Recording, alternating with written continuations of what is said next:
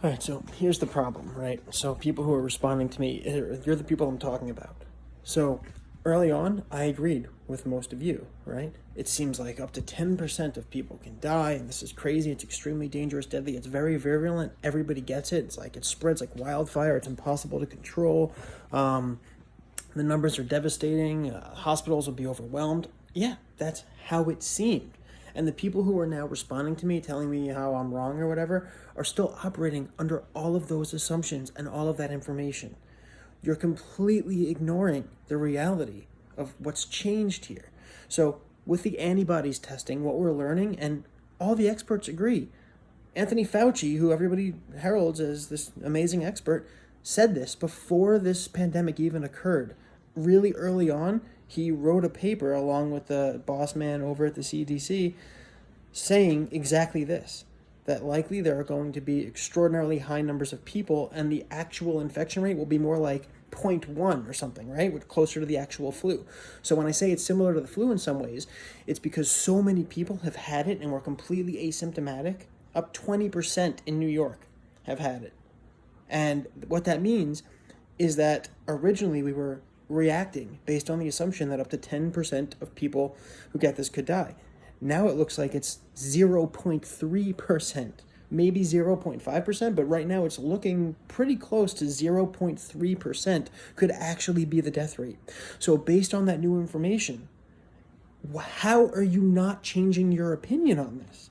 I hear that information, and that's why I've changed and evolved my position.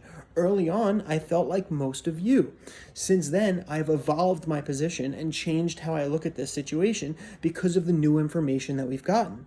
You guys are responding to me right now and throwing stuff back at me based on the information we had a month or two ago when I agreed with you. So why don't you consider the new information?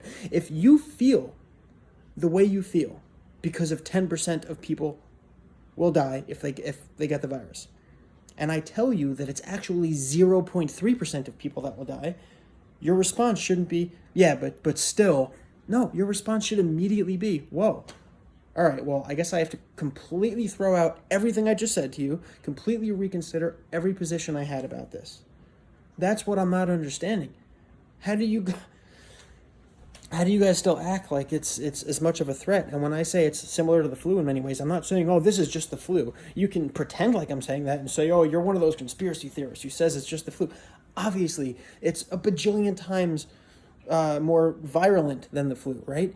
One person gets it, everybody around them gets it. It's insane how many people get it. But that's also the point at the same time. So many people have had it and didn't even know they had it. So the actual numbers, the likelihood, if you get it, that you're going to even get sick is low. The likelihood you're going to end up in the hospital is extraordinarily low, and the likelihood that you're going to die is even lower. So nobody, not a single person in the media, the government, who's suggesting that we end the lockdown, not one person I've heard anywhere says we should just go back to normal like nothing ever happened. This whole thing was blown out of proportion.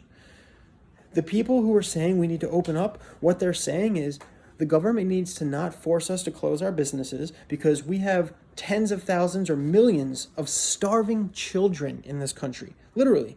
If my kids were looking at me and asking for food and I couldn't give them food, I would be out on the streets right now marching and saying, stop my employer from having to close the company. I need to go to work. I have to feed my children. They are literally starving. So that's part of it. But most of the people who are being critical have a paycheck. The people in the media are all getting a paycheck. They have plenty of money in the bank. The people who are literally watching their kids starve in front of them are the people who are saying, let's open this economy. But my point is, you haven't seen one person say, let's go back to normal. Everybody is saying, let's allow my employer to open up shop so I can go back to work and get a paycheck. And everybody at the office will wear a mask and gloves. We will all social distance and stay 6 feet away from each other whenever possible. If anybody has any symptoms whatsoever, they won't go to work. We will check the temperature of every person who comes to work to make sure nobody has a temperature. If we hear somebody cough, we will immediately send them home for the day. We can take a ton of precautions. places can open up and only allow in a tiny number of people at a time. That's what local governments have done. So like in Georgia, for instance, there are these crazy restrictions to slowly go back to normal, where they're saying, all right, some businesses can open up, but they have to check temperatures. Everybody has to wear a mask. They can't have more than 10 people in the building at one time. Nobody is suggesting that's 100% just go back to normal like nothing ever happened. This is what's crazy. You're acting as if the numbers are still 10% of people are going to die. You're acting as if people who are suggesting we pull the lockdown are suggesting that we go back to normal and cough on each other and make out with everybody. Nobody is suggesting that. Everybody is saying, let's take it seriously. Let's be very careful. We'll keep our distance, wear our masks, wear our gloves. We won't let too many people in the same space, so we're not gathering in groups. Everybody is taking this seriously. They just want to go back to work so their children aren't starving in front of them. What the hell is wrong with you people?